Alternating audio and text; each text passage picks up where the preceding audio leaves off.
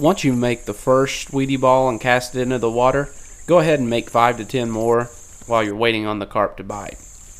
Once you have them all made and placed on hooks, just let them dry. This will help the Wheatie balls to stay on the hook a little longer.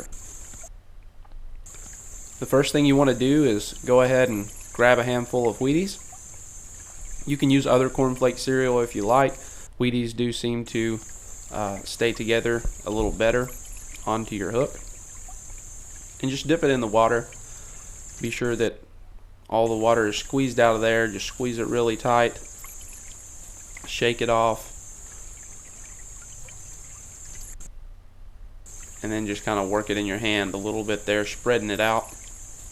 Then take the garlic and put a very generous portion onto the Wheaties and just start to work it into a nice little ball. Anytime throughout this process, if your Wheatie ball seems to be too moist, you can either add more Wheaties or more garlic powder, or both. If it's the opposite of that, you can add a few drops of water at a time and then work it in until you get a nice doughy consistency, a little harder than dough. Then get your treble hook and size it up. You don't want it to completely engulf the hook, so we're going to actually rip this in half, set one half aside, and I'm going to take this smaller half and just make sure it's the right size, and it is. Now just work that into a ball.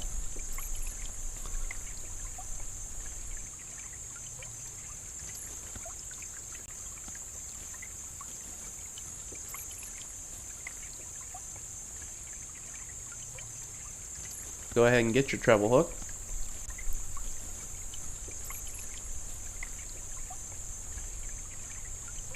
And make a little tear-shaped Wheatie ball.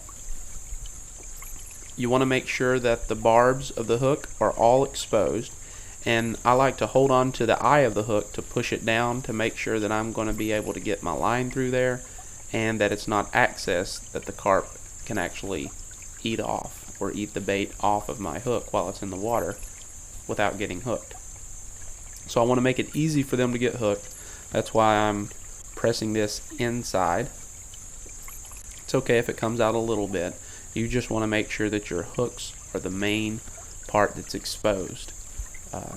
Not a whole lot, just enough to slip a sheet of paper in between the hook and the Wheatie ball, just at the edge. Once the Wheatie ball is in the carp's mouth, it will actually break the Wheatie ball apart and have nothing but the hook.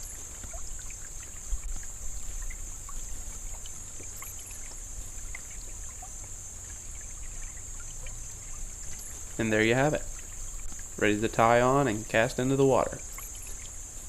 Will it catch a big carp? I think so. I caught this 20+ pound carp on my kayak. It was longer than my Yak Angler hog trough measuring board, which measures 30 inches, in just a couple of feet of water. And wow, what a fight. Such a great fish.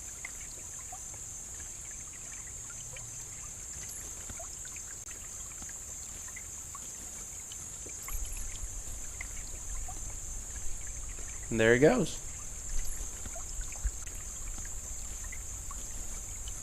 About 10 minutes later, another carp took the bait, this time from the shore.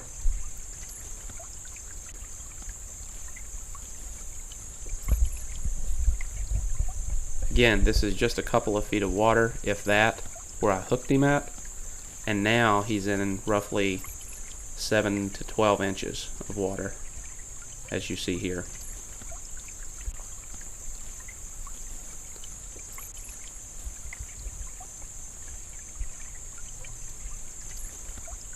Got a lot of pep.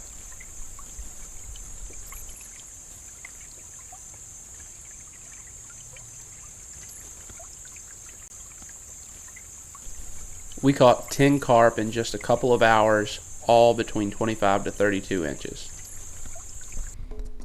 Thank you so much for watching today. I hope you've enjoyed, and now you can catch some very big carp in your area that you may have not even known was there. Be sure to subscribe to howtomakebait.com. It's free. You'll learn how to make bait for catfish, bass, and carp. Also subscribe to our YouTube channel, Twitter, and Facebook.